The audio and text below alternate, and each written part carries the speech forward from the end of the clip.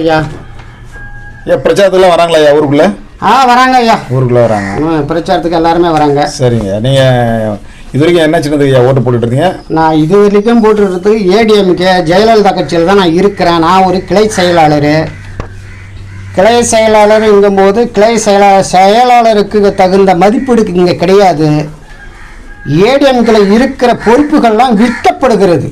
அதாவது இந்த வாக்கூர் ஒரு கிளையில் மக்களால் தேர்ந்தெடுக்கப்பட்டது ஒரு பொறுப்பு. சென்னை தலைமை செயலகத்திலிருந்து எனக்கு ஒரு பொறுப்பு வந்திருக்கிறது. ஆனால் அதுக்கு செயலாளருங்கும்போது அந்த பொறுப்புக்கு அங்கே உள்ள பதவிக்கு அங்கே உள்ள அதிகாரத்துக்கு எல்லா அதிகாரமும் இங்கே இருக்குது. இந்த வாக்கூர் கிராமத்திலே இருக்குது. இவங்க தேர்ந்தெடுக்கப்பட்டது தான் அங்கே செல்லுது தலைமை செயலகத்துக்கு. அப்போ நான் ஒரு கிளை செயலாளர். இன்றைக்கி ஏன் கிளை செயலாளர் அடுத்தவங்களுக்கு விற்கப்படுது. ஒரு மாதத்துக்கு ஒருத்தருக்கு விற்கப்படுது.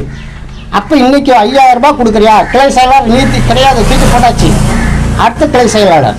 அடுத்தது என்னென்னா, அடுத்து இன்னொருத்தருக்கு ஒரு பொறுப்பு வேணும். இந்தா நான் 10000 ரூபாய் கொடுக்குறேன், அந்த பொறுப்பை என்கிட்ட கொடு.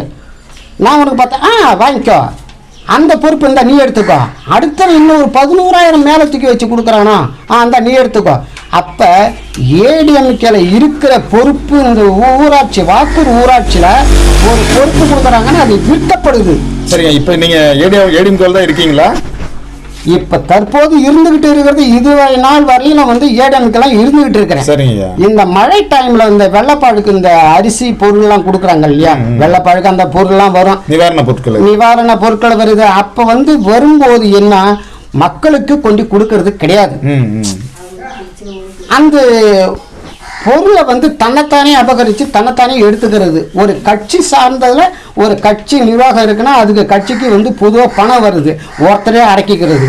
அந்த பணத்தை கட்சி சார்பில் யாருக்கும் கொடுக்கறது கிடையாது. இப்போ நீங்கள் ரெட்டலைக்கு தான் ஓட்டு போடுவீங்களா இல்லை ரெட்டை இலையால அதை நம்பியா நாங்கள் அழிஞ்சிட்டோம்.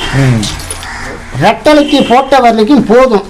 இப்போ நான் ரெட்டலையை தூக்கி எரிஞ்சாச்சு. ரெட்டலையால் நமக்கு எந்தவித நன்மையும் கிடையாது. சரிங்க. எந்தவித தீமை தான் இருக்குதே தவிர அதால் நமக்கு எந்தவித நன்மையும் கிடையாது. இப்போ நாங்கள் எதுக்கு ஓட்டு போடுறோம், நாங்கள் மாறிட்டோம்.